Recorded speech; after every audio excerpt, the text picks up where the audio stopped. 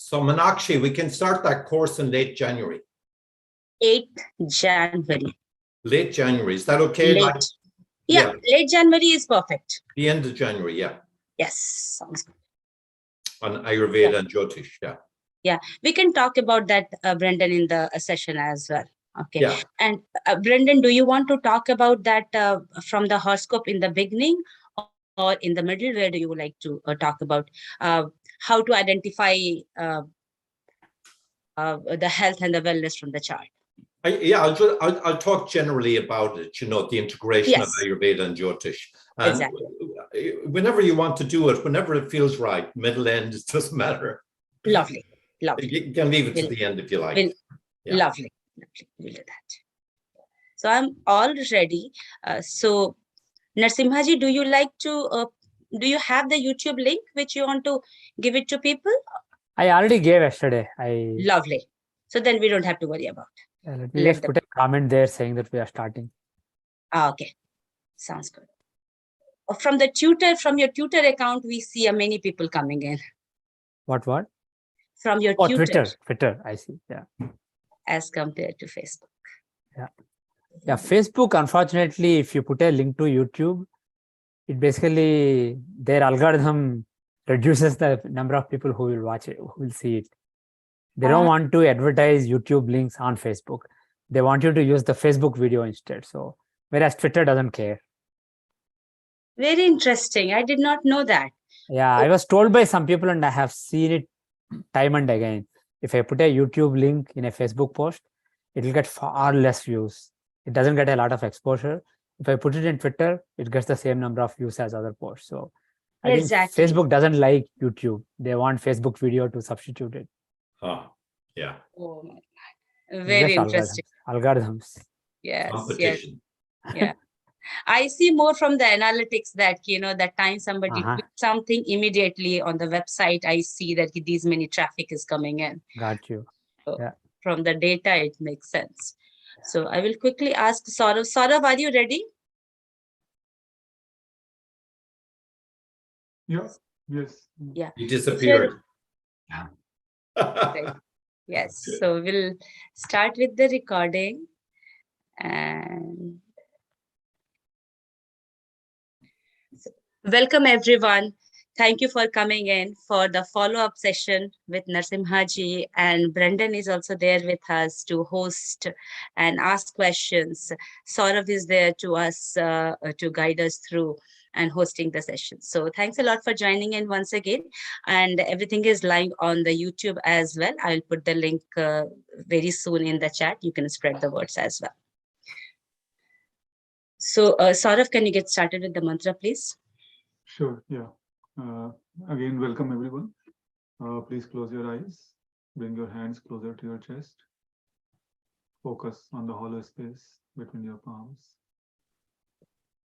Take a deep breath in. Om Gam Ganapate Namaha. Om Gam Ganapate Namaha. Om Gam Ganapate Namaha. Om Sahana Vavatu Sahano Bhunaktu Sahaviryam Karvavahai Tejasvinavadhitamastu ma vidvishavahai. Om Shanti Shanti Shanti.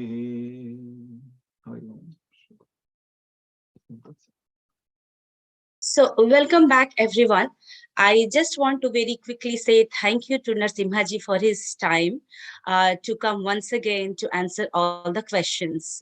And at the same time, I would like to welcome Brendan in front of us. And he has been so kindly answering all of our questions. So let me also say one more thing. When the Brendan is over here, we saw a multiple question coming and which we always want to identify which area of the health and the body parts which we should be focused upon would be taking care. So when we, from an horoscope, we try to get to know about ourselves. So that question comes like, how can we prevent things happening in our life? Does horoscope give us some kind of an indication or not? So, as we know, our well diverse background of Brendan, who is being an astrological consultant, he is also a Ayurveda consultant. So it's a very distinct and a unique quality to have. And we would like Brendan to talk a little bit about that. We are also requesting, and for everybody's information, we are requesting Brendan to give us a light on this particular topic. And this is a much bigger topic than what we think about. While we will get started, as we were talking to Brendan just before the session, we can get started by end of the January, what we are keeping in our mind. But we would like to ask Brendan if he can give a little bit more insight, then we'll get started with the question with Narasimha ji, because a couple of the questions will get answered from the Brendan itself and can be directed to the course which Brendan is looking into. So Brendan would like to request you to be able to put the light on this particular topic. Thank you very much, Minaski. Yeah.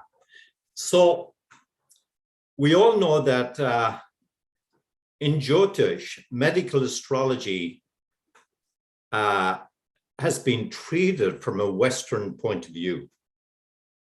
In other words, all the books that are written on medical astrology tend to address the whole concept of the body in terms of organs and tissues, as if they were a disconnected, that they weren't related to the whole. Ayurveda has a very different approach and very little work. I don't know why, but I'm certain it's there someplace in India, that very little work has been published, at least, on the integration of these two subjects. And really, when it comes to health, we want to prevent disease. You see? So Ayurveda is a medical system that's about prevention. And you see, according to the Vedic concept, disease is a failure of intelligence. In other words, the whole of this life is the flow of intelligence. And we refer to this failure of intelligence as pragyaparada. And so we have to recognize, you see, when the flow of prana is obstructed in the body, that means that that particular body system or the organ system in the body is not receiving the flow of prana. And therefore the intelligence is not flowing in that part of the body. It becomes obstructed or congealed. It's often referred to in Ayurveda as congealed prana. You see? And so if there's no flow of prana, there's a breakdown in the intelligent function of that particular body system. Now, you see, Ayurveda has a great compendium of all the diseases. And this compilation took place thousands of years ago. Charak Samhita, Charak, I think, lived around 600 BC. And his book is probably the greatest volumes in Ayurveda that's available to us for the science of Ayurveda. It's like Prashara in Jyotish, we got the Charak Samhita in Ayurveda to refer to for all our knowledge, as the source of our knowledge. And even when it comes to psychiatric problems, there's a tremendous categorization of all the different types of mental illnesses that arise. Now, how do we use this knowledge when it comes to Jyotish or when it comes to interpreting our charts? Well, first of all, there's a very clear correspondence between the two sciences, because fundamentally they're based on the 5 elements, the tattvas, and the three gunas. In other words, the planets themselves are an expression of the tattvas, and they're also an expression of the gunas. And we know that all the signs have their own attributes in terms of the gunas and in terms of the tattvas, the elements. And we know that the nakshatras even have this. So each of us human beings is a composition of these elements and these gunas, you see? And the human mind is also a composition of the elements and the gunas. And the way in which we perceive reality is also based on the composition of these elements and these gunas, you see? So there's a wonderful fundamental science there that simply needs to be integrated and presented so that we can approach the interpretation of a chart in terms of these energies. You see, when we talk about pathology, let's assume somebody has a digestive disorder. Well, the pathology itself is not the problem. You see, if you approach it from the point of view of trying to fix the ulcer, you haven't solved the problem. Because the ulcer is arising because of our relationship with the cosmos. It's all got to do with relationship. It's our relationship with reality. It's our relationship with each other. And stress arises because we don't know how to relate, or because we have a problem relating to the cosmos, or we have a problem relating to our own nature. And so the ulcer is a manifestation of a fundamental problem, an energetic problem, you see? So we have to learn how to neutralize, or harmonize is the word I want to use. We have to learn how to harmonize these energies. And according to the ancients, these energies manifest in terms of vata, pitta, and kapha in our constitution. And they're referred to as doshas. In other words, the cause of affliction. And what becomes afflicted? What becomes afflicted is the dhatus in the body, which are the tissues of the body. The dhatus become defective, and the shrotas become defective for the transmission of these cosmic energies. And so the real challenge is the harmonization of the energies. Now, you see, gem therapy is used as a technique of neutralizing or harmonizing the influence of the grahas. And there are many other techniques, but I have a great interest in light therapy because there's a tremendous amount of work that has gone on in light therapy, particularly in the West here. There's a lot of published work in this field, which shows the effect of the different aspects of light on the human body, and especially in balancing out the constitution and harmonizing these energies that we call disease, that manifest as disease. So gem therapy is one way, but one of my favorite ways is herbalism. And I consider myself an Ayurvedic herbalist. That's my specialty when it comes to Ayurveda. And we're talking about the herbs that come from India. But when we examine a chart, we have to look at the lagna, of course, because the lagna is the most important reference point. We have to look at the lagna, we have to look at the sun, we have to look at the moon, but we have to look at everything in the chart. But the question is, what kind of a constitution does a person have in terms of these doshas, vata, pitta, and kapha? Now, we know that the sun is a pitta dosha graha. But the sun is sattvic pitta, because the sun is a sattvic planet. You see, we know that the moon is always changing. You see, the moon is the moon has both vata and kapha in it, and that depends what kind of light is in the moon. We know that Mars is tamasic pitta, so he's a tamasic planet, and or he certainly has a strong element of rajas and tamas in him.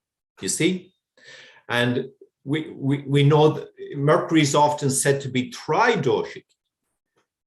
Now, and then Jupiter is a kapha graha, and Venus is said to have both kapha and vata in its nature.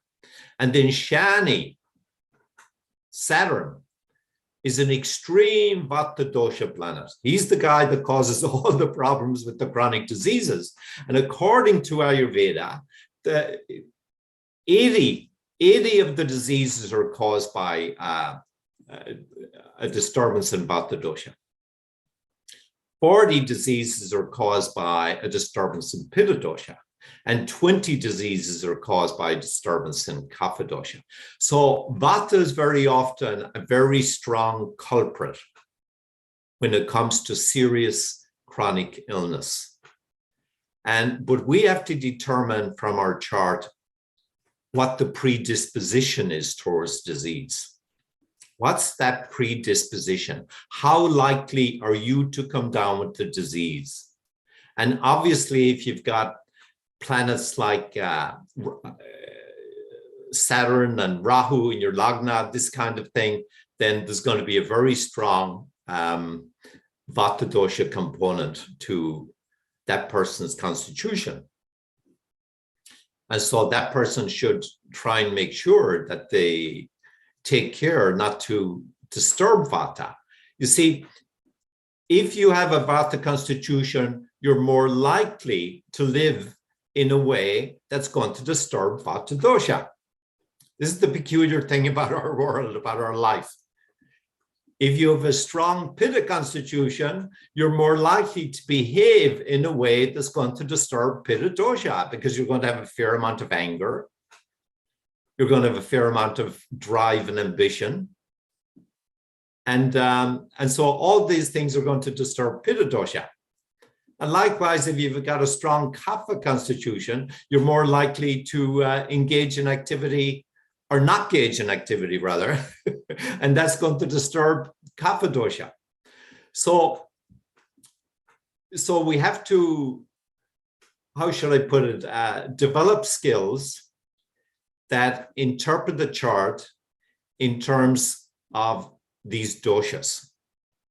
We need to be able to find out which tissues in the body, the dhatus, are influenced by these grahas and by the doshas.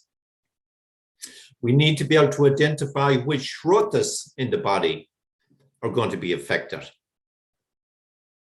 by the grahas and by the doshas. Now, I'm very into Agni Ayurveda, and I think this is the biggest secret in Ayurveda. We've got to take care of our Agni. And if you take care of your Agni, Agni is the fire god. He's the fire in the belly. He's the fire of digestion. And you see, this whole life has to be digested. This is what Agni is all about. We have to digest this world. So Agni makes you a philosopher. If your Agni is very strong and very powerful, your perceptions are going to be very clear. Your understanding is very clear. Your love of knowledge is going to be very clear. You see? Yep. So this Agni is about the transformation of experience into knowledge. Makes sense. We have to transform our experience of the senses into knowledge. And there's only one subject that we have to have knowledge about. Only one subject, and that's our own nature, right? We have to get to know our own nature. And that's a function of Agni, as far as I'm concerned. And I'm convinced that digestive problems arise because we're not able to digest this world, right? That makes a lot of sense, Dr. Feeley. Digestive problems arise because we're not able to digest this world. So when it comes to digestion, you've got this Jatra Agni, which resides in the belly, but there are 13 different Agnis in the body. You see? So you've got Agni in the stomach, you've got Agni in the small intestine, you've got Agni in the colon. And so you see, we have to determine, you have to be able to determine where the fault is, where the problem is. Is it in the stomach? Is it in the small intestine? Or is it in the colon? And if you don't get the right one, you won't get a solution to the problem. You So see? I think these are the things that we'll be talking about in the course that will be starting. Yeah. If you understand. Yeah. So Yeah. that's really awesome. I think that's a Yeah. thanks a lot for, I mean, I can already see, messages in the chat box, people are saying beautiful and all of that, right? So this is really awesome. And I think it goes back to what we were talking about in the last session about, the unifying underlying current that, connects all these different disciplines. So thanks a lot for really putting it so beautifully, Brendan. I think it might be a good idea for us to now jump into the Q&A session that we requested Narasimhaji to Thank you. gracefully agree to. So how should we go about that? Narasimhaji, I know you have the list of the questions, Brendan, you have those questions as well. How would you like to proceed, Narasimhaji? You want to, does somebody want to ask questions in a particular order so that I can answer them? Or I mean, yeah, absolutely. I could do that, from the list of the questions that we already have. And if any new come on the YouTube, which I'm not watching right now, we could take those also. Yes. So absolutely. yeah, feel free to ask questions and I will answer them. By the way, what Brendan said is absolutely correct. It's beautiful. I hope that people can benefit from his wisdom in correlating astrology and Ayurveda. But Agni is really central. And Agni was central to the Vedic religion. And this is what I emphasize also as a spiritual sadhana. If you spend time with Agni, that enhances various Agnis within you. And like I always like saying, even the fact that you can understand what I'm saying right now, because I'm just moving the air, I'm creating air waves in front of my mouth, and that's basically being carried by this wire as a signal. Your ears are hearing some sound patterns and you make sense of it. And the transformation of sound into knowledge is happening because of Agni that is in your brain. So Agni is central to everything that we experience. So it is very important to channel that Agni, surrender to that Agni, and benefit from that. I think someone is... Oh, yeah, she muted herself. Okay. Yeah, now let's start with the questions. Great. So thanks a lot, both of you. I'll start with the question that I think you touched upon, but maybe not as directly as the questioner is looking for. The question is, do we use separate dashas for different divisional charts? For example, D2 Imshottari for D2 chart. Right. That is actually central to my approach to astrology. A lot of people, what they do is they find the dashas from the moon of the Rashi chart, and then they use the same dasha, and then they look, for example, you are running Venus dasha. They see where Venus is in D2, Venus is in D10, and based on it, they will say, this is how your career will be, this is how your finances will be. And I was doing that long back, but for the last 10 years or so, around 10 years, I started using the divisional dashas, and that really opened things up for me, that enabled more clearer predictions and also more accuracy. The basic rationale is this. There is precedent in the Shastras to take each divisional chart as a Rashi chart. For example, taking the Navamsa chart as Rashi chart and further dividing it into Dvadashamsa chart is there in Shastras. There is a Navamsa Dvadashamsa chakra. Similarly, there is a Navamsa chakra, which is taking the Navamsa as Rashi and finding Navamsa within it. Similarly, there is a Dvadashamsa chart. So, if a divisional chart can be taken as a Rashi chart and further division can be seen in it, you can also, based on those longitudes in the divisional chart, you can see where moon is in the divisional chart of interest. And from that moon, you can compute the dashas. So I compute moon-based nakshatra dashas as well as Rashi dashas, all of them in the divisional chart, and I use them to see how life, what are the phases in life, how life is divided into various phases in that particular area of life. And that is central to what I do, what I've been doing for the last decade. And that's really the key ingredient behind many of my good predictions in the last decade or so. So you should absolutely, I strongly recommend not only Vimshotri Dasha, but there are conditional dashas like Chaturasiti Samadasha, Saptati Samadasha, Ashtotri Dasha, Shodasotri Dasha. So I have a unified approach. There is a PDF on my website under research articles that people can download and see. What I did is there are 9 conditional dashas that Parasara taught, apart from Vimshotri Dasha, and I mapped the way Parasara taught is he just said, if this condition applies, this dasha applies. He did not give any hints on which dasha you should pick. So there may be multiple dashas applicable in a chart. In many charts, there may be 3 or 4 dashas that are applicable, or at least 2 or 3 dashas. So I mapped each nakshatra dasha, each conditional nakshatra dasha to a planet. I called it the controlling planet. And again, the mapping is based on some clues left by Parasara. So I have a coherent approach, a unified approach using which you can decide what is the most applicable dasha in a chart. If 2 or 3 dashas are applicable, look at the ruling planets of those dashas, and the ruling planet has to be strong. So if, for example, Jupiter is exalted and the dasha for which Jupiter is the ruling planet is applicable, then that will dominate. If a few conditional dashas apply, but ruling planets of those dashas are weak, then it will be still Vimshotri Dasha. So like that, I have a way of finding which dasha dominates in a particular chart. So based on that, you may see that in D2, Dasapta Samadasha dominates. In D1, Vimshotri Dasha dominates. In D10, Shatrim Samadasha dominates, etc. So you have to find the right dasha for the divisional chart and compute the dasha from the moon of the divisional chart. Then things will be much clearer than just using Rashi based Vimshotri Dasha for all the divisional charts. So I strongly recommend that. Awesome. Thank you. Thank you, Narasimha ji.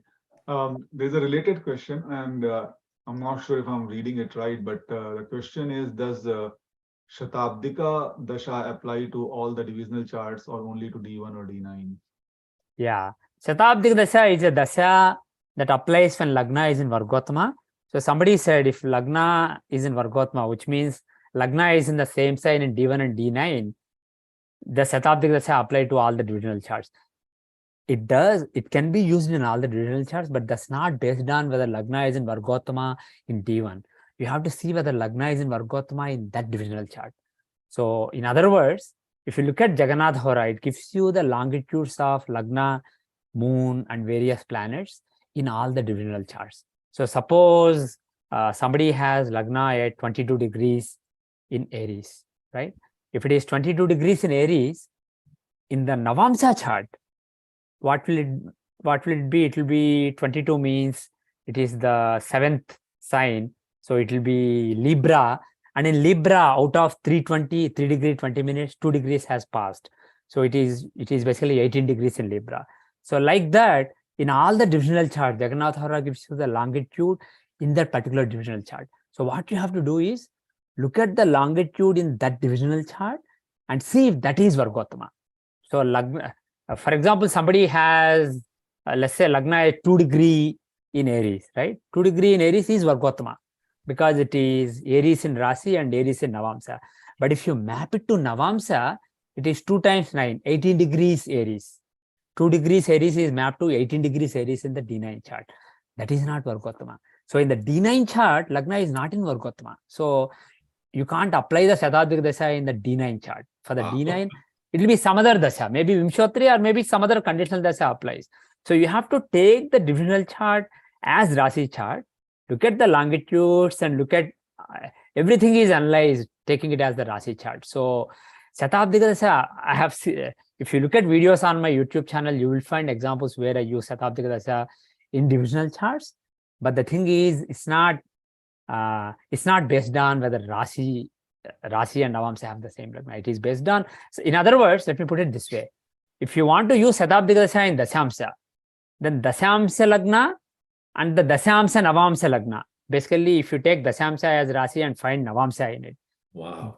that Dasyamsa Navamsa Lagna has to be the same. Then you can use Shatabdik Dasya in the Dasyamsa chart. So that's the bottom line. Interesting. Very interesting. I'll change gears a little bit here. There's a question on the Rashi drishtis.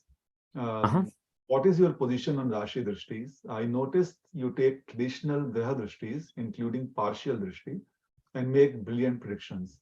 But many astrologers are also making decent predictions with Rashi drishti, Arudha, Argala concepts combined with each other. Right. See, I have nothing against Rashi drishti. I do acknowledge it. The thing is, Argala, Rashi drishti, Graha drishti, everything has its purpose.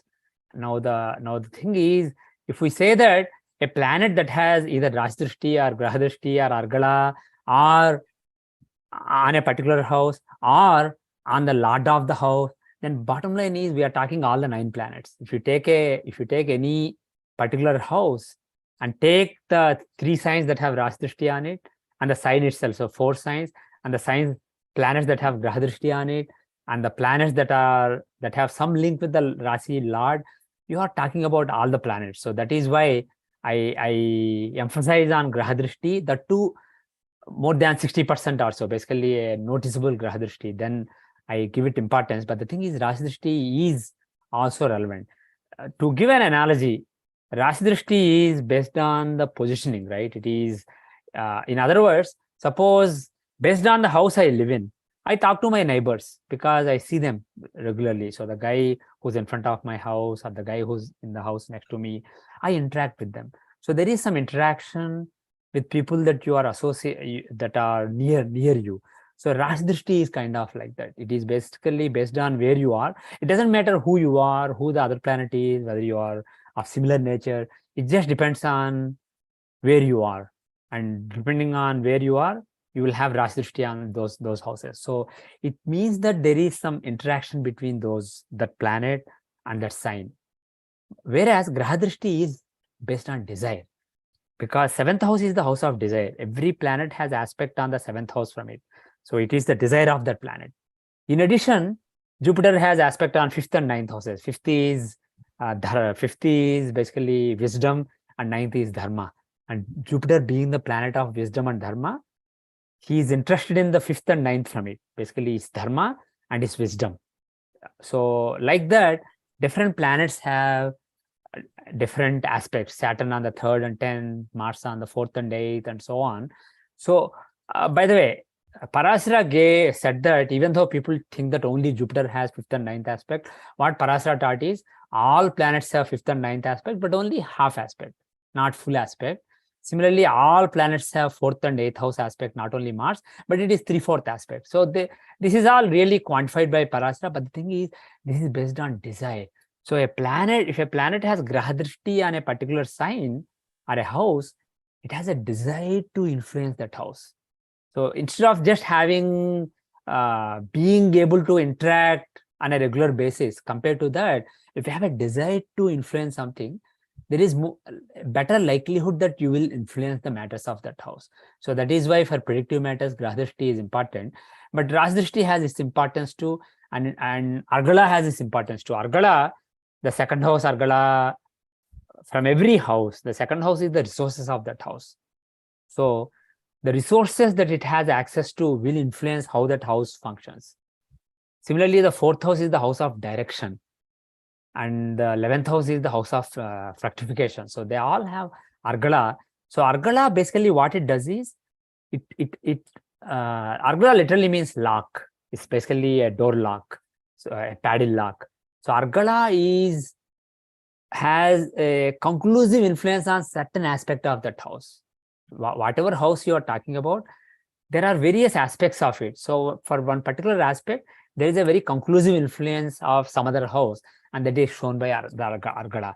So it's not that I don't use Argala, I don't use Rashi drishti, I do use them also, but I don't emphasize because they are secondary, whereas Graha drishti and association by being together or aspecting by Graha drishti, it is stronger because the shows you have a desire to influence the matters of that house. So that is why I give it more importance.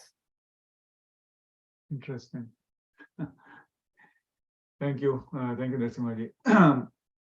There is a comment and a couple of questions from our one of our good friends. His name is Ajit Gokhale. Okay. He says that he and you met 20 years ago in North Carolina when Sanjay Rathji was teaching, and he has a signed copy of your book. So the question is, It was in North Carolina. It was probably Ukiah, Northern California. oh, sorry, Anyway, yes, I'm reading it wrong. It is. that's fine. That's fine. It's secondary. That's it. Go ahead. Yeah.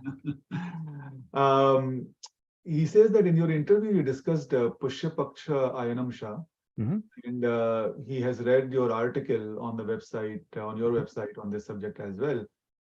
It makes logical sense. You mentioned that you and your students have good results using this Ayanamsha. Approximately how many charts would you estimate have been analyzed using this Ayanamsha? And in general, how many charts a new concept should be tested on before you start kind of taking it to the mainstream? That's a very good question. I don't have an exact count, but I probably saw hundreds of charts with each chart with multiple events before I concluded that this was superior to the standard Ayanamsha that everybody was using. And probably other students also have used hundreds of charts on it. But one thing I want to say, in order to conclude, if you are comparing two different techniques or two different calculation options, in order to conclude that this is superior, I won't say I will put a hard count of these many charts or these many events you should see, because quantity is one thing and quality is another thing.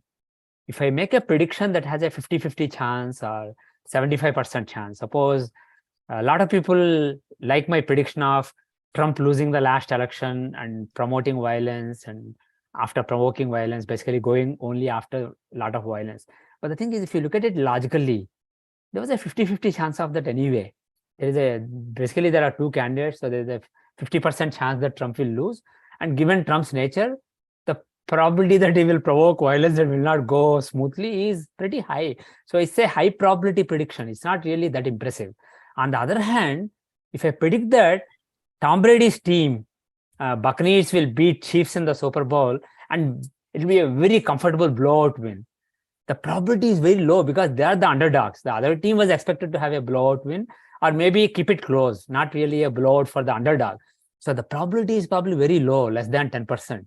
So if you see that something is very unlikely, common sense wise, but it is shown astrologically, and suppose it happens, then you can conclude that basically that data is more important than a data where it is borderline case anyway. It has a 50-50 chance anyway. So it is a matter of, a lot of times we don't do this, but the thing is, if you have a sense of what is the probability of this, is it a high probability event or a low probability event? And if you predicted only not 100 events, but only 10 events, but suppose all the 10 events are very low probability events and you have a 80% success rate in those, it's pretty impressive. So I say quantity is one thing. I don't want to say you conclude based on just one or two charts. You probably want to look at least tens of charts, if not 100. But look at the quality, basically. Look at the probability, have a sense of the probability, and make sure that it is beating the probability by a handy margin. Then it is of use. Otherwise, it's just like random guess. Awesome. Makes sense. Great. Another, it's probably more of a generic question, Narasimhaji, and I think that is why I'm picking it up, because it may be useful for a lot of people. He's asking, Ajitji again is asking, what is your general procedure in analyzing a chart? What do you look at first, second, etc.? Do you look at the Rashi chart before you look at the divisional charts? Do you use Pushkar Navamsha, Mritubhaga degrees, Yogi, Avyogi, Dagdha Rashis? It depends on how much time I have. If I'm rushing through something, if I'm not confident of the divisional chart Lagna, because if you want to use the divisional chart, you want to be reasonably confident of the time. So suppose I'm in a hurry, I just want to help somebody, I may just look at the Rashi chart and look at the Vimshottari Dasha, or quickly look at what is the best applicable Dasha and look at the Dasha and then make prediction based on it. But if I'm doing it, if I have enough time and if I'm giving importance to something, I definitely emphasize the divisional chart, corresponding divisional chart more than the Rashi chart. So divisional charts like career, D10, finances, D2, Navamsa for wedding, children and grandchildren, Saptamsa, father, parents and grandparents, Dvadashamsa. So I see that chart more prominently than even the Rashi chart, because Rashi chart, what it shows is the impact of that area of life on your physical existence. It is basically the chart of physical existence, Rashi chart. So it is secondary, it is not that important. But the thing is, suppose I am looking at a political leader's election chances. I look at D10, and of course, in all my videos, I emphasize D10, but I also look at Rashi, because if somebody is elected as prime minister or president or loses power, it have a big impact on his physical existence, the physical paraphernalia around him. So I look at Rashi also in those cases, but most of the times, unless there is a clear impact of the event that I am looking for, the event occurrence or lack of occurrence of which I am looking for, if it has a strong influence on Rashi, then I look at on physical existence, then I look at Rashi. Otherwise, I just look at the divisional chart. And one, practically speaking, if I want to make a quick prediction, what I normally do is, I don't focus on the natal chart and the dashas. I just go to the Tajaka chart or the Pravesh chart, or both. Suppose somebody asks, when will I get married? I can look at the Navamsa and Dasha based on it, etc. But the thing is, I get better predictions by just jumping to the annual chart. If somebody is asking that question, it's likely that they will get married in the next few years. They're probably actively looking already. So look at current year's Navamsa Tajaka chart, next year's Tajaka chart, next year's Tajaka chart. If one of them has a clear combination of getting married, I just predict this is the year. And then if I want to narrow down further, I can use dashas in that annual chart. So annual chart are one of my staple for most of my practical predictions, because I can quickly narrow down to the year in question, year of interest. And if somebody, for example, got laid off, it will give you insight into how this year is. Is there hope within this year, or maybe he has to wait till next year? So it gives you insight into a 1 year period. So Tajaka chart and Tripravesh charts are very useful. So I look at them. And in cases where I'm really confident of the time, I have spent enough time rectifying the chart, looking at past events and correcting the time, and I know that the time is very accurate, I use the D40 chart, the Kavedamsa chart, which I discussed in the Jyotish Kumbh Mela at Ashvijja Gurukulam earlier this year. I use that chart because Parashara says it's so Shubha Shubham, auspicious and inauspicious things. It basically shows whether you are swimming against the cosmic will, divine will, or you are swimming with it. So it shows whether things are really smooth for you or things are hard for you. So I correlate the D40 chart with the chart of interest, whether it's D10, D2, D9, D7. I correlate. I basically get better confidence in what I say that way. But the thing is, I jump to that only if I'm confident that this Lagna is accurate. Otherwise, I just stick to the divisional chart of interest. So I don't use Pushkar Navamsa is not really for individual horoscopy. It is really for muhurtas. If you want to pick a good muhurta, then you prefer Pushkar Navamsa. It is absolutely irrelevant in natal horoscopy. And Yogi, Avayogi, Dagdha, Dagdha, etc. are relevant, but I don't really focus on them that much. Just by looking at the Tajaka and Tripravesh chart and secondarily Navamsa's natal chart, and looking at the Dasha, the correct conditional Nakshatra Dasha or Vimshottari in half of the cases. That, and then looking at the transits overall, where are Saturn, Jupiter, Rahu, Ketu during this period, I can get a pretty good sense. So that is my staple approach. This is Ajit Gokhale. Thank you for explaining that. Just a quick question for you. I have read or heard from several Jyotishis that unless there is promise of a particular event or competence in the Rashi chart, you cannot go to the divisional charts and it doesn't override what's in the Rashi chart. What's your opinion? My opinion is this. When it comes to at a gross level estimating whether something is possible or not, you can always find explanation for something being possible. If you use gross principles like the planet has to have, the current dasha lord has to have an influence on the house or house lord, either by graha drishti or rashi drishti or argala, basically you'll find that 7 out of 9 planets have an influence on that house anyway. So you will end up explaining anything at any time. So that's the bottom line. So it's not really adding value in my opinion. And like I said earlier, in my opinion, Rashi chart is the chart of physical existence. So unless something that's happening in a particular abstract environment in your life, like professional environment, academic environment, spiritual environment, etc., there is a spiritual progress aspect of my personality, there is an academic learning aspect of my personality, and all those, they are abstract environments and they are shown by the divisional charts. And Rashi is how that translates at the physical level. So if you look at my chart, I have 4 planets in the 8th house. That shows a hardworking person. When an astrologer looked at that Rashi chart, he said he will be a very unlucky person because 4 planets in the 8th house. Very unlucky person, school teacher, he will have a BA degree and school teacher. But the thing is, I had 3 degrees equivalent to bachelor's degree in Sanskrit and Hindi by the age of 12. And I was state first in college, and I was second in IIT Madras. I had good education and I had good career. And that will not come out in the Rashi chart. That will really clearly come out in the D10 chart, D24 chart, etc. But the thing is, in the Rashi chart also, you can say, yeah, Saturn dasha is running. Saturn is 5th lord aspecting 5th house, even if he's in the 8th house.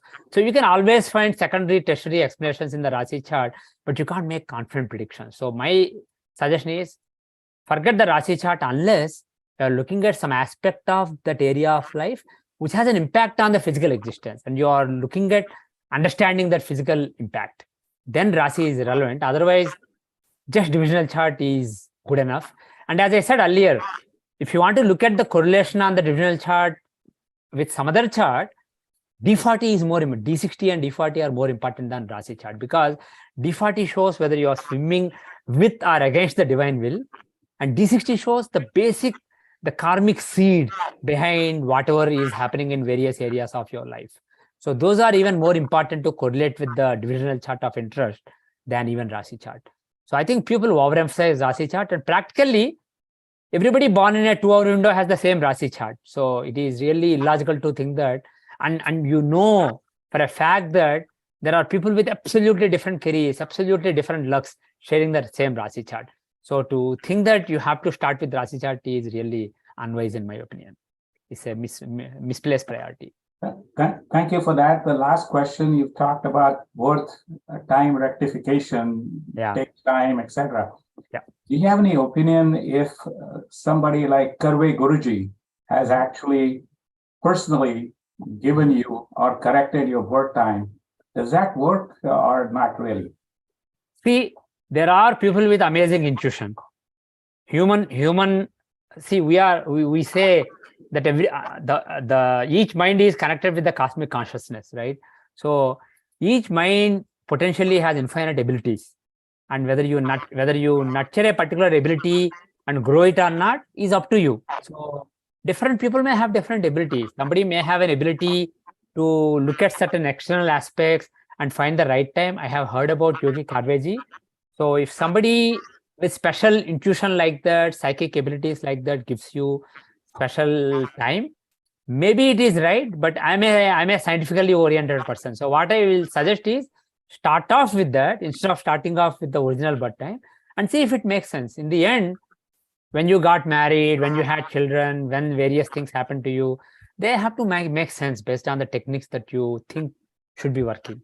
So if it doesn't, then maybe some adjustment is needed. So it is possible that somebody has good intuition and gives you perfect birth time, but it is also possible that there is still some error, but maybe they are closer to the actual birth time. So give them respect, but I suggest still trying to verify it.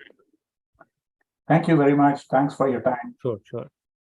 All right. Thank you, Ajit. I did not realize that you were in the audience. So thanks for speaking up. Just following up on this a little bit more, Narasimha ji, when you talked about the Tajika or the worshipful chart, I'm assuming that which ayanamsha you use will have an impact on it. And also when you talked about, zeroing in on it and, using for timing purposes, using the dasha sequence, right? So which dasha do you use when it comes to virtual charts? Again, I use the same dashas for Tajaka, Tithi Pravesh, as well as natal chart. Whether it's natal chart or Tajaka chart or Tithi Pravesh chart, I use the same dashas, either Vimshottari or one of the 9 conditional dashas that Parasara taught, Ashtotri, Shodashotri, etc. So I use the same principles to find in the divisional chart of interest, is any conditional dasha applicable? If it is the controlling planet of that conditional dasha strong? And if he is strong, then which one is stronger? And if there is no conditional dasha with a strong planet, like in Mola Trikona or own house or exaltation sign applicable, then fall back to Vimshottari. And if it is Vimshottari, if there is a strong planet in a quadrant, I use that planet as the lord of the Kritika instead of sun. Basically, that is the Tara Dasha variation of Vimshottari that Parasara taught.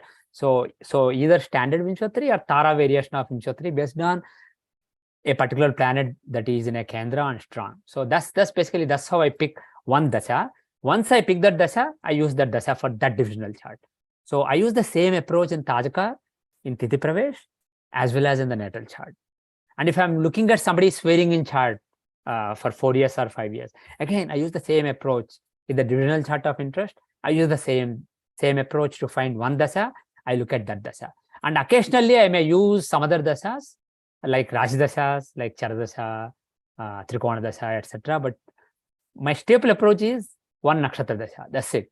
And the other thing is, one thing I forgot to mention is, when I look at Tajaka chart, suppose I want to look at how somebody's career will be this year. Suppose somebody got laid off recently and I want to see, is there a chance of getting a job soon? When I look at the Tajaka chart for the current year, the first thing I do is I click on the D10 chart and I say, when will Lagna change? Because Jehora gives you that option. When will Lagna change? Suppose there is a margin of 2 minutes and 8 minutes on either side, then I'm fine. Suppose it says Lagna changes 10 seconds back, like it is less than a minute. So if I'm not sure that Lagna but time is accurate within that 10 seconds, in which that Lagna is going to change, I don't rely on that. I go to the other chart, Tithi Pravesh, because you have the option of Tajaka and Tithi Pravesh. So hopefully one of them has enough buffer, so I can just make predictions. In cases where both of them are changing with a little bit of change in the bud time, then basically I'm in a fix. Then I have to make sure that I know the time accurately. Then I have to ask for events. I have to basically make sure that I do the rectification. I have to confirm that the time is accurate within the window of interest. So that is very important, because you can use the chart. It may say that Gemini is rising, but maybe if the time was 10 seconds earlier, it's Taurus or Cancer that is rising, not Gemini. So you have to pay attention to that fact. So that's something I forgot to mention. That's very important, because your readings are only as accurate as the data. If the data is corrupt, then readings are corrupt, unless you are blessed with great intuition. But we are not talking about intuition here. We are talking about science. Yes. Calculative science. Absolutely. At this point, maybe Brendan, if you want to please come in and talk a little bit about how you approach the horoscope interpretation as well. That might be, I think the audience would like to know as well. You are muted, Brendan. Brendan, you are muted. Muted. You are muted, Brendan.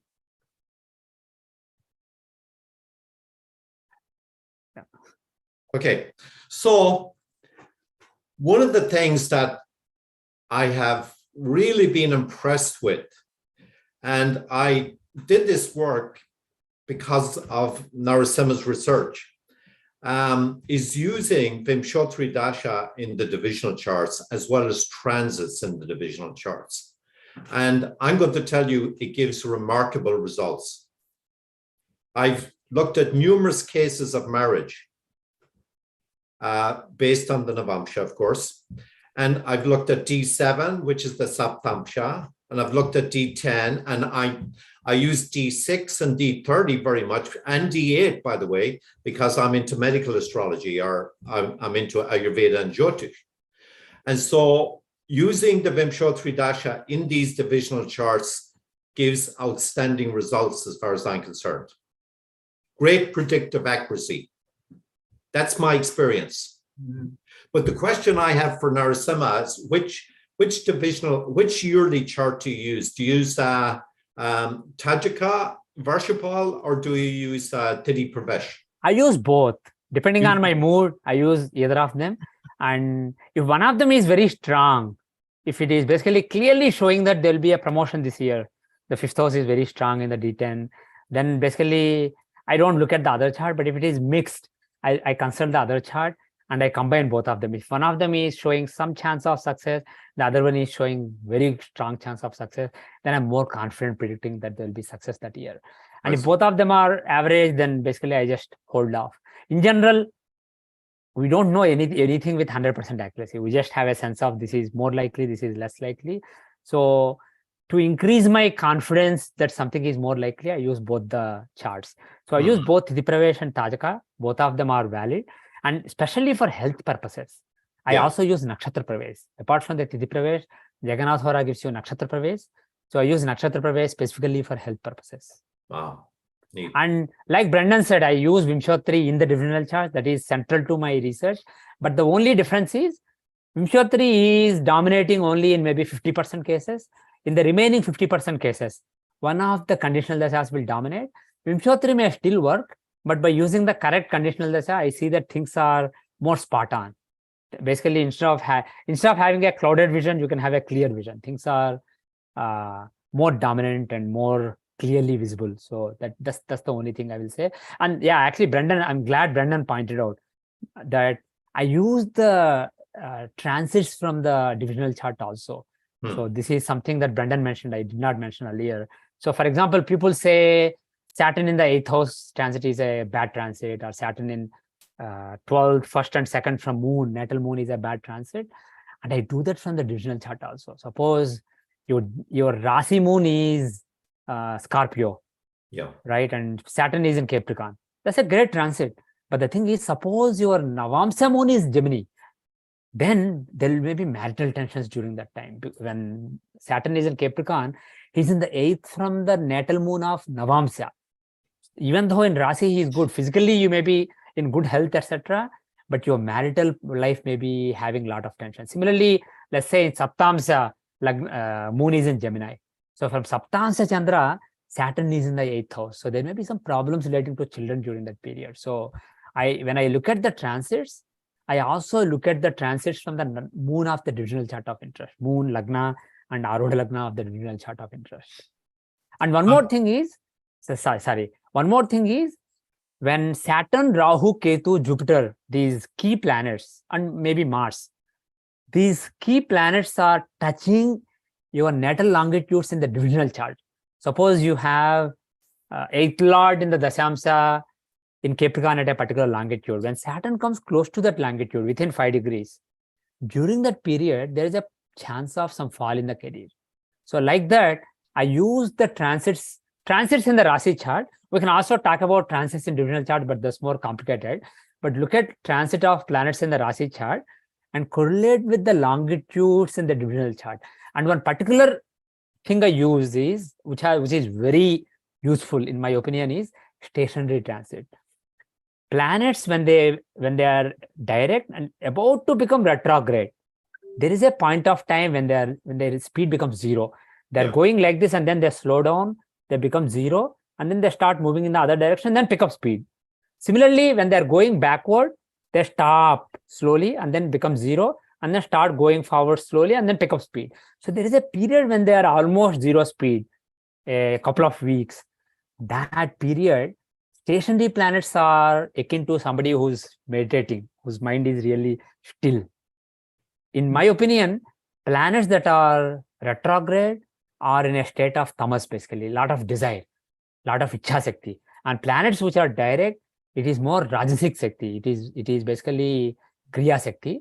And planets that are stationary, it is sattva shakti. It is the gnana shakti.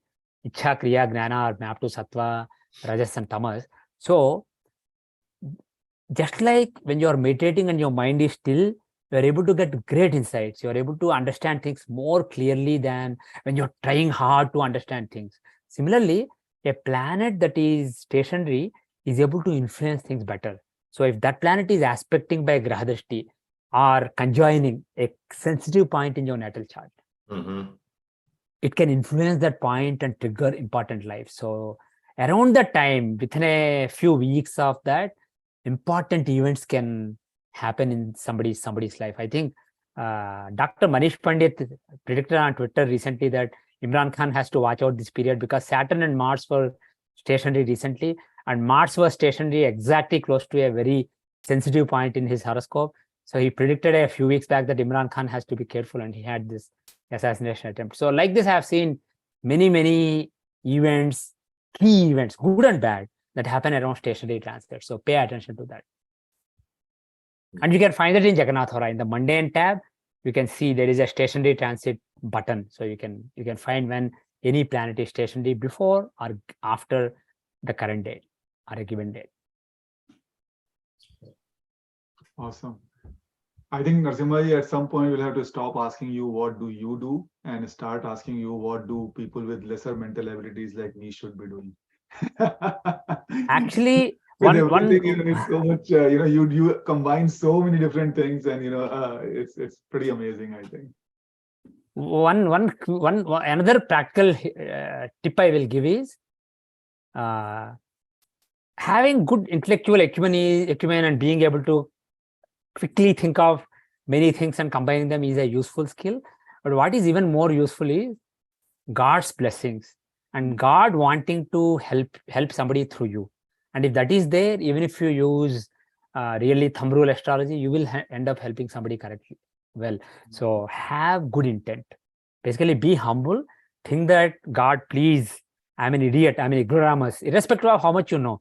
We are all, compared to Parasara, we are all like 1% or sub 1%. We are clueless. This is Kali Yuga. We are intellectual pygmies of Kali Yuga, like Parasara said. So have that humility that God, please help me help this person. Through me, use me as an instrument to help this person. Have that purity of intent and make it as non-material, non-commercial as possible. Thirdly, make sure that at the time you are looking at a chart, in the chart at the place where you are, Jupiter is in the Lagna or aspecting Lagna, because Jupiter stands for Dhishakti. If Jupiter is aspecting the Lagna or in the Lagna, there is a better chance that your wisdom will be guiding you better to help somebody. So that's really useful, practically. Amazing. Well, I think it's a good segue into a question that actually just came in, Narasimha. Okay. It says, Namaste, I want to know how to find the soul purpose in the chart and which path to follow to achieve that. How to be more spiritual and go deep into it. It's a really loaded question because there will be a lot of factors that determine it. But to put it very in a simple way, Atmakarka is important to see the agenda from the soul's point of view. So there is there are Charakarkas in the horoscope. So look at the Chara Atmakaraka. So the 9th house from him is the Dharma. He is basically the agenda that the soul has for this life. And ideally, it is in the D60 chart, in the Shashtyamsa chart. And even if you haven't rectified the chart correctly, it is likely that you have the... by the way, look at the Charatmakarka in the Rashi chart and then see his position in the D60 chart. And the 9th from him in the D60 chart will give you clues, which sign it is, which planets are in it, which planets are having graha drishti on it, because that shows desire, intent to influence your dharma. So that is an important factor to decide your dharma, the subtlest dharma that you need to follow. You can also do it in the Navamsa chart, because Navamsa is the chart of dharma. But Shashtyamsa is the chart of the seeds for your life, your current life, the subtle karmic seeds for current existence. That is Shashtyamsa. So look at 9th house from Atmakarka in the D60 as well as from the in the Navamsa chart. And those are important for seeing your dharma. And secondly, to see what liberates you. Of course, doing the dharma will help towards liberation, but in the end, Dharma can also be a quicksand. You can just keep doing dharma and become more proud of the dharma you're doing. Oh, I'm a great astrologer, or a great spiritual teacher, or a great scientist. And you can, even sannyasis who absolutely understand the teachings of Upanishad can get stuck in ego, because the thing with ahankar is it wants something to cling to. So as your clingings become subtler and subtler, even the detachment is something that you cling to. So it is really difficult to become liberated. But the hint to liberation is in the 12th house from the Atmakaraka. 12th house is the house of bondage. It shows what binds you as well as what can liberate you if you can let go of that bondage. So in the D60 chart, the 12th house from the Atmakaraka, that is the key to your liberation. But what I recommend is, forget about moksha. Many people, majority of people in this life are not going to get moksha. It's fine. Just do your dharma.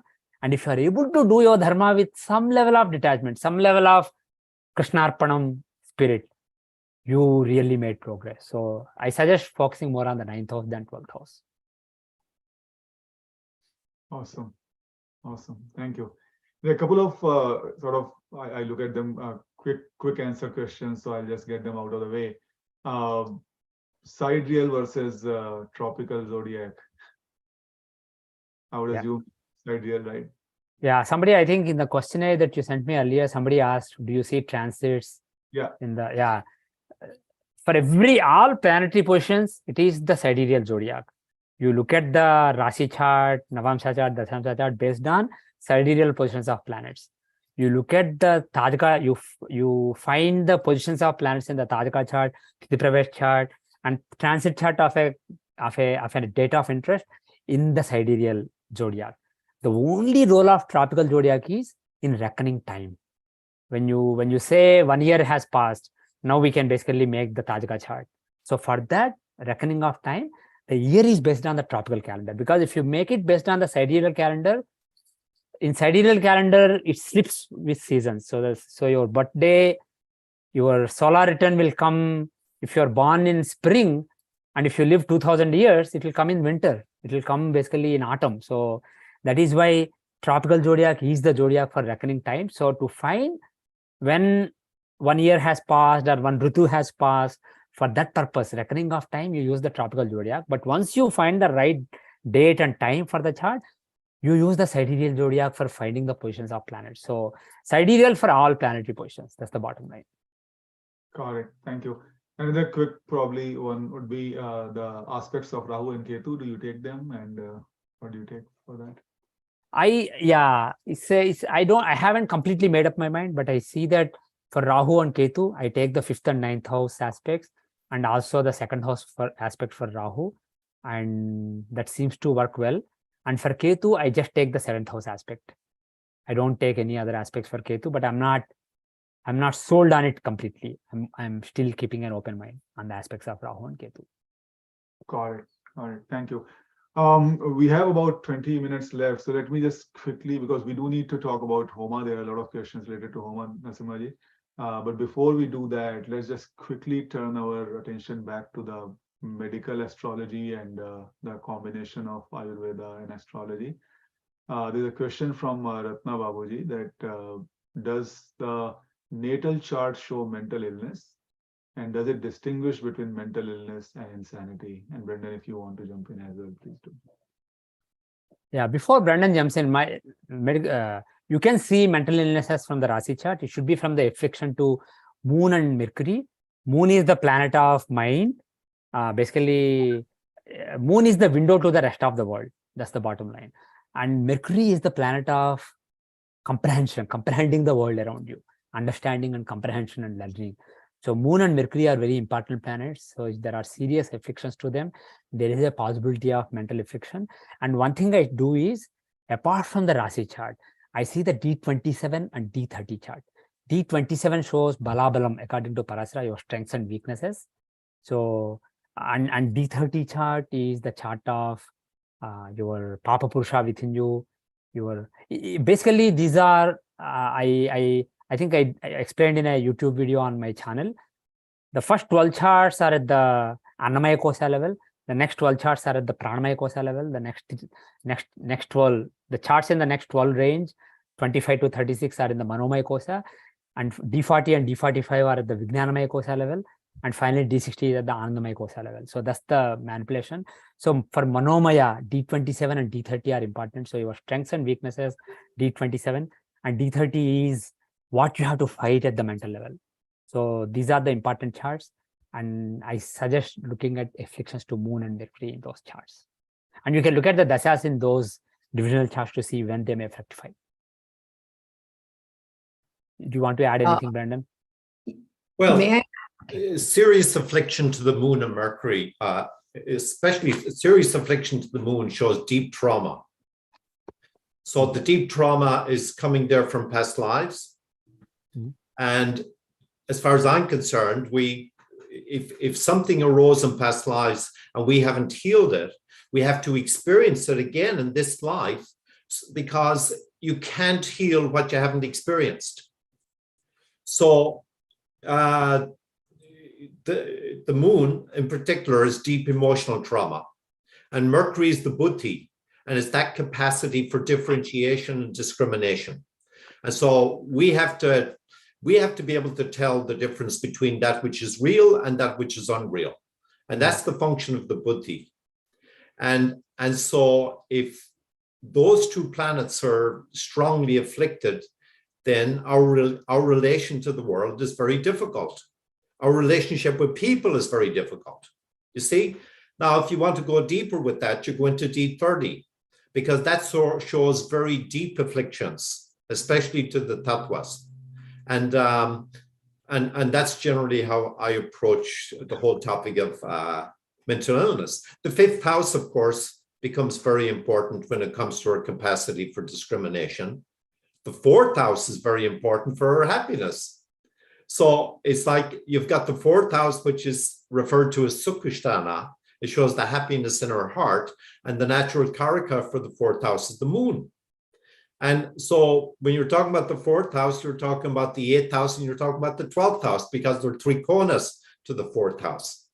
So the 12th house has got to do with sleep. You see? And so if you don't get good sleep, it has an impact in your heart. It impacts your mind. It impacts your emotions and feelings. It impacts how happy you're going to be.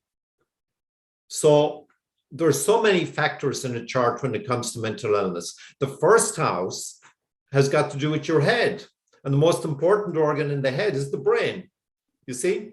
And so if the lagna is strongly afflicted, then there's going to be some problems in the brain region. One word I want to add is, in some cases where something is diagnosed as a mental illness, is really somebody having a weak mind that is possessed by or resonating with energies around one. Like, for example, we talk about pishachas, etc. There are various beings that are in the ether around us. And sometimes there are esoteric problems also. It's not just what is seen in traditional Western science as mental problems.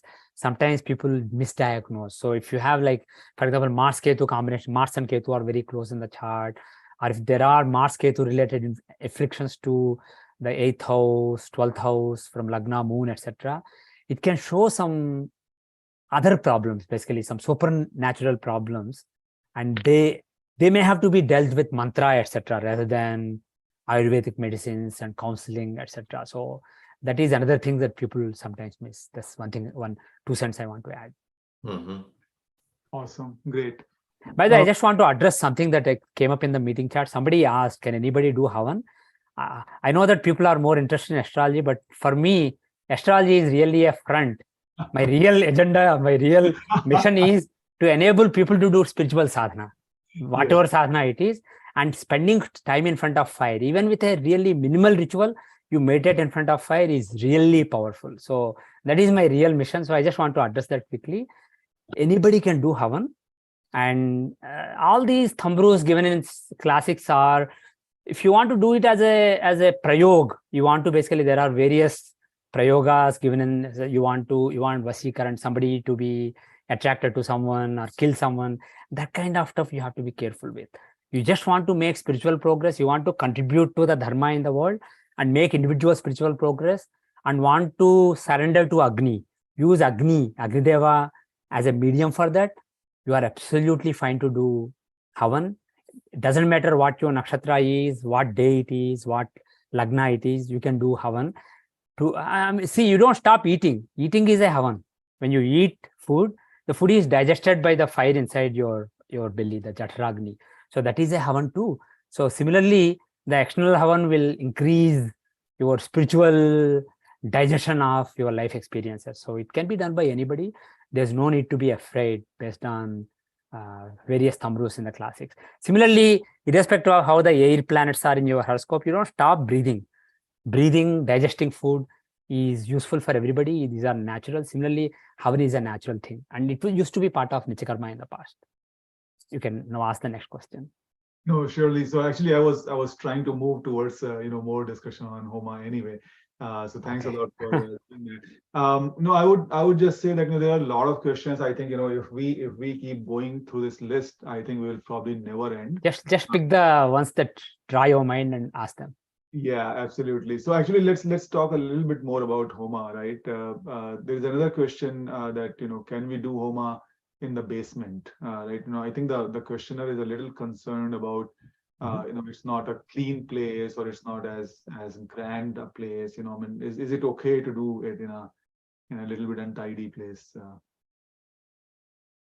When I and my spiritual guru was traveling in India, we did Havan in all kinds of places. Once we had a really nice Havan in dark, and after sun rose, we realized that there was a gutter next to us, but we still had a nice experience. It doesn't matter where your surroundings don't matter. As a matter of fact, you're doing Havan to purify yourself and your surroundings too. So even if your surroundings are impure, Agnideva, if you really have that sense of surrender, he is capable of purifying your surroundings. And even more important than surroundings is your mental state, which may be more impure than your basement. So purifying that is more important. But believe me, if you surrender to Agnideva and do with no expectations, he has the ability to purify you in time. So don't worry about it. But practically speaking, there is one concern with basement, depending on what is around you, if there is any flammable substances, etc. And also, fire generates smoke. So is there enough ventilation for the smoke to exit? So these are the practical considerations you look at rather than the purity of the surroundings. Ideally, Havan is done outdoors where smoke can just go outside. And people do indoors, then they do it with some ventilation like a window open. Or sometimes you can do it with dry copra, the dry coconut, which generates very little smoke. It generates smoke at the end.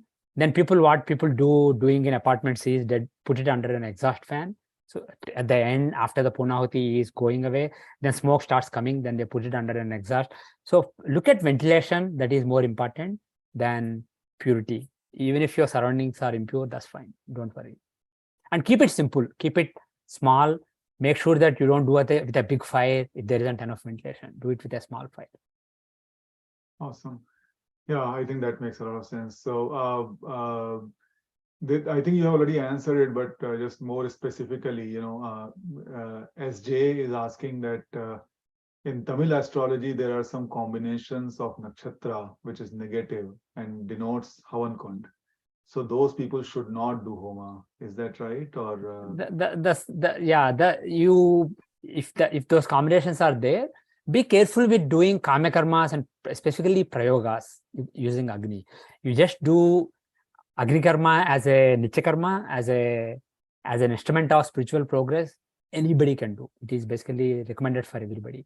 As a matter of fact, people of multiple varnas, not only brahmanas, were doing a small Havan every morning as a part of nitya karma. Yeah, absolutely. In fact, I have a confession, after you made that video about the eclipses and you provided the Nrisingh mantra in that, I have been doing Homa with the Nrisingh mantra, and I plan to do it between the solar eclipse and the lunar eclipse that is coming in, right? So I thought maybe this is a good period because you said, do it before and after the eclipses, right? So, and I do it in my basement too, it's doing it in the main home is a little more challenging compared to doing it in the basement where nobody comes and disturbs you. So Yeah. there is a question that has got repeated a couple of times from Vamsi Krishnaji. Vamsi Krishnaji, I think that's a very specific question. I don't want to address this here. If you can send an email to ms@jyotish.com, we'll pick it up with Narasimhaji. I think it's not a question which we can answer here in this chat, in this setting. So please, if you could send an email on that, we will work with Narasimhaji for that. In terms of, so we are talking about Homa and, spiritual growth and all of that. This upcoming lunar eclipse, I saw some of the questions regarding that, and I know you already made a video on that, but, if you could just put a little bit more light on people, because I think it's a great opportunity for people who are looking for spiritual upliftment. In general, Shastras say that during a grahana, doing a mantra, japa of a mantra is 1,000 times more effective than normal times, because moon is mind and sun is the soul. So when moon and sun are affected, especially by Rahu and Ketu, Rahu is desire and Ketu is moksha.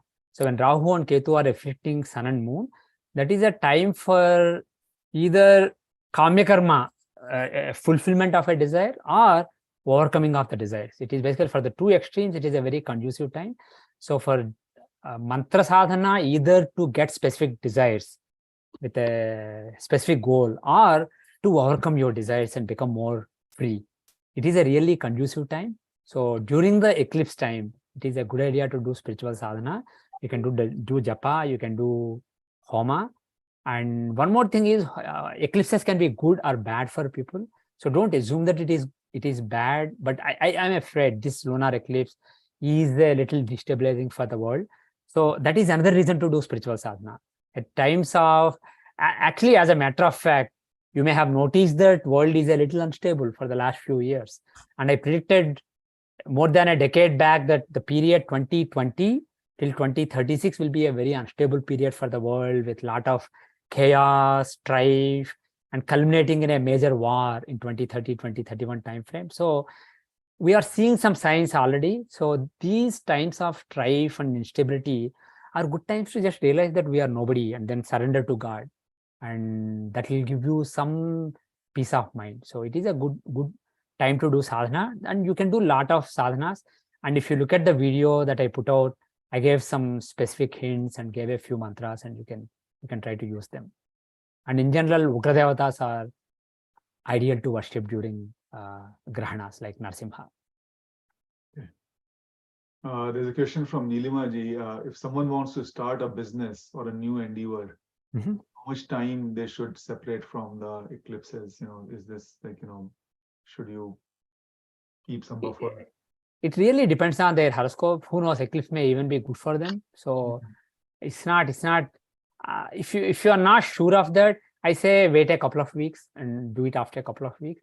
But more importantly, apart from the separation from the eclipse, what is important is try to find a good muhurta. Make sure that if it's a business, make sure that the 10th house, 9th house, and 5th house and lagna are strong in the muhurta. Okay. Got it. There are a lot of very specific questions, Narasimha. I'm not sure. Okay, yeah. Let me take this one, because this is something that the person has kind of pasted in the YouTube chat multiple times. How do you handle conflicting messages from the chart, right? Like, I mean, a specific example that he's asking for is, what if a planet is combust as well as Vargottama? So, yeah. It's not easy. There are multiple factors, but what is important is to understand what each factor stands for. Because sometimes you think that we look at things in a binary way: good, bad. This is good, this is bad. Combust is good, not combust is bad. Combust is bad, not combust is good. We look at things in a binary terms, but the thing is, each factor has its own significance. For example, let's say a planet is exalted versus debilitated. People think exalted is good, debilitated is bad. But the thing is, debilitated means the planet is akin to somebody who's doing something he's not interested in. Whereas exalted means the planet is happy, excited about what he's doing. like somebody at his favorite party. Whereas debilitation means you are at a place that you don't like being. But the thing is, still, if you are in Vargottama, there is a confluence between your dharma and your physical existence. So you can do your dharma well. So similarly, if a planet is combust, what does it mean? Don't look at it and say it's bad. See, what does it mean? For every factor, look at what it means. So combustion means the planet is close to sun. And sun is this like the king. You are in front of somebody really powerful. So you are like humbled. So it is possible to be humble and still do your dharma. If a planet is Vargottama and combust, like in the question, there is a confluence between your dharma and your physical existence. So you can do your dharma well. But at the same time, you are combust, which means do your dharma with humility. Don't be really like proud. I'm building this big temple. Do it with humility. Other people are using me as an instrument. I'm just an instrument. Do it with that spirit. So that will be fine. So like that, what I suggest is, instead of saying that there are conflicting parameters, understand each parameter, what it stands for, and then you can see how they can blend together. Awesome. There is another one in the same category, which is, what is the significance of a graha in Gandanta, like, sun or Mercury, etc., and what is the remedy? If a planet is in Gandanta, basically Gandanta means the border of fire and water. So that's basically what I have seen practically is planets in Gandanta, their dashas and antardashas, you have to be careful. There is a chance of, especially if it is in the Rashi chart, there's a chance of physical danger, accident or some physical danger or some big transformation, big life-changing event. So it is a good idea to be careful during their dashas. And then for Gandanta, specifically of Lagna or Moon, Parasara suggested some remedies. If you look at Brihat Parasara Hora Shastram, there are specific havans that is suggested, which can be done depending on which Gandanta it is. There are different devatas that can be worshipped in fire. So you can follow the remedy that Parasara taught. Got it. So we are almost reaching towards the end. So I would like to take a pause here and just make a few general comments. So first of all, Narasimha, thanks a lot. Once again, very, very intriguing and very uplifting discussion. And Brendan, thanks a lot to you as well for taking the first 15-20 minutes. And I think everybody liked that insights that you brought in. Like it happens in most of the talks, we have more questions that we could answer. So we'll still compile all of them and see how we can get back to the audience on that. Also, like it happens in most of these discussions, Narasimha ji, there are a lot of suggestions for you. So we'll compile them as well. And obviously, depending upon how much time do you have and what are your priorities, if some of those align, maybe we can do something, around that. People have been asking that you should do some videos in Telugu language. There are requests that, you talked about the BPHS interpretation. Can they contribute, in any way? So we will obviously, document all of that and send it to you. And then we can think about. Ajit ji has a suggestion that we should probably do these Q&A sessions, regularly and at some kind of a schedule. So we'll talk of all of that, and come back to the audience about all of that. But we are reaching to the end. So Brendan, any last parting comments from your side, and also just as part of your parting comments, there are a lot of questions in the chat about the mental ailments and what could the remedies be, and if you see certain indications of that in the chart, how do you handle that? So number one, Narasimha, if you have any overarching comment on that, and Brendan, if you can talk about if you are going to address those in the course that you are planning to be starting. My overarching comment is, if there are mental afflictions, rather than pujas can help, but the thing is, it's more important to take Ayurvedic herbal supplements that will help you with your specific ailment. So I suggest going to an Ayurvedic doctor if there are mental weaknesses, rather than doing any spiritual sadhana, getting counseling and getting Ayurvedic help. Whereas if it is something supernormal, not really just a mental issue, then probably worshipping specific worships based on the planets involved can be helpful. You have to pick the right remedy. You can't basically use puja to screw a screwdriver. Use the right tool in the toolkit, right? You have to use the right tool, and Ayurveda is a great toolkit for a lot of these things. Brendan? Well, one of the things that I look for in charts, especially when it comes to mental illness, I use Gulika and Mandi. And from my experience, those two guys, they're referred to as upagrahas, and they're said to be sons of Saturn, you see? And so Gulika and Mandi, and especially the nakshatra dispositor of Gulika and Mandi, and let's assume you're in a certain dasha. And that particular the nakshatra owned by that planet has Gulika in there. Mm-hmm. That's sometimes referred to as Gulika dasha. And so, but let's assume it's afflicting the moon and Mercury and some of those important aspects of the chart that have got to do with mental health. So Gulika and Mandi are very, very important, especially when you're looking at the severity of a condition, of a disease, you see? And they're going to be even more potent if they're associated with the 8th Lord or some aspect of the 8th house or the 6th house or the Lagna or the moon are in critical aspects of the chart. Because this seem to give some kind of toxicity. One of these guys is said to be the poison that you give to others, and the other one is the poison that you ingest yourself. And of course, we human beings are always dabbling with poisons. We either poison others or we poison ourselves. So they are very important when it comes to because mental health, whether we like it or not, is a structural problem. A lot of it has to do, see, the consciousness wants to express itself. The consciousness is not damaged. It's the brain, it's the mind, it's the body. You see, the dhatus and the shrotas that are damaged. You see?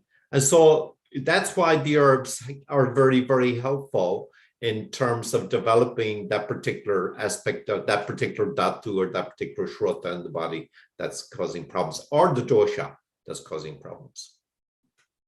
One small word I want to add is sometimes it not even helps. You just change your diet. Suppose somebody is a Vata person and eating salads continuously. That can really make him depressed and cause a lot of problems at the mental level. Sometimes just changing the diet, not necessarily taking any supplements, can make a big difference. So it is always a very good idea for this kind of issues to consult an Ayurvedic practitioner. Awesome. Well, so I think, we are a little over time, so we'll take a pause over here. I don't want to encroach upon, your personal time either. As Meenakshi has said, there's a course coming up that Brendan will be starting end of January. We'll talk more about that. And then, Narasimhaji, as I said, there are a lot of suggestions and a lot of things that people are asking for. So we'll talk about that offline as well. Okay. How we can address some of those. So with that, once again, thanks a lot, both of you. And Meenakshi, any closing comments from your side, or if anybody else wants to unmute themselves and talk, please feel free to do that. So first, I definitely like to say thanks to Narasimhaji and the Brendan Jim for being here with us once again, answering so much of questions with so much of patience. Undoubtedly, we have many questions in the YouTube still popping up, so we can answer them, we can comment on them, and we can get back to Narasimhaji and ask, when we can have answering few more. So we'll go from there.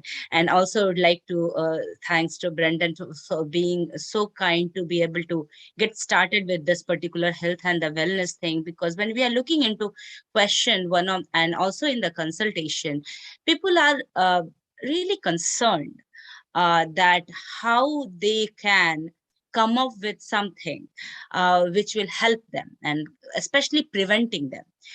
So we are talking about chanting, we are talking about Ayurvedic things. So if they can identify those things, especially when it comes to the kids and the teenager, and when people are getting into some kind of a mental illness, and that's affecting not them, with the whole family. Thanks a lot for being that time and to be able to get started, so that we get more enlightened from that angle. And especially Brendan, who knows Ayurveda also very well, it will be very helpful to be able to do that. And if the Narasimha ji is making a comment over there where the chanting, how the Ayurvedic is helping, it's going to be really divine. So we will be coming up very soon with all the details for the people, and more follow-up communication will be coming from our side.